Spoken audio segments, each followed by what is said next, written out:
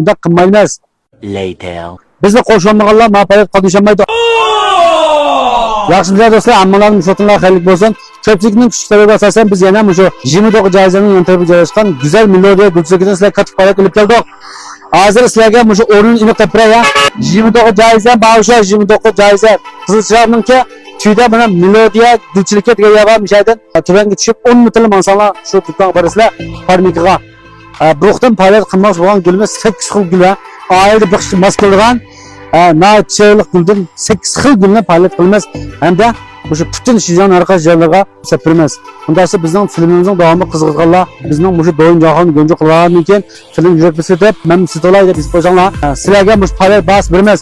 Oldingidan buningki e'lon chiqarganimizda naji qirnash qo'llab berdi va nurg'ulgan yosh qo'llangan yozda ham boshqa qo'shni nayi shaharlardan sitolaylar deb biz sapiramiz. Chunki bunning hajmi sal cho'ng o'g'achqa yana birga biz o'sha tiz yetkazuvchi xodimlar bilan deyishmaganligimiz sababidan oldingidan avatimga qilib qoldik. Lekin bu vaqtda 8 xil malni hammasini o'sha Şinjanning arqash joylarga sapiramiz. Agar mushkul sizga yiqib, ba'zi turqi shakli oilada maskaram yo'qmi?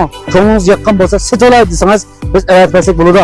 Unda bo'lsa shu gul amma sug'ar o'tqanlar bizning keyingi 8 xil gulni tunishtirgan zo'pinimizni qilqilana. Bizni qo'shilmaganlar ma'quliyat qadishamaydi. Oldingidan gulning e'lon chiqarganimizda bir chiqqan qo'shildinglar. Gulni apolab yana qaytarib oldinglar. Unda qilmaymiz. Men shunday yosh faoliyatini uyushtirib turamiz.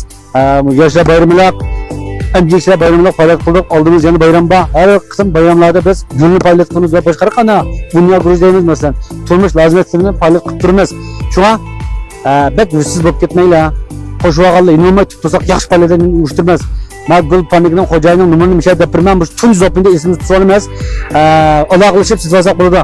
132 79 90 88 68 qo'shni numaralar aloqalasanglar bo'ladi. Keyingi zopinda biz 8 xil gulni to'liq tafsillarga ba'zi biqish usuli hammani to'liq yetkazamiz. Gul sizlarga sho'g'illar andoz bizni go'nja qo'llab saqlab turaman.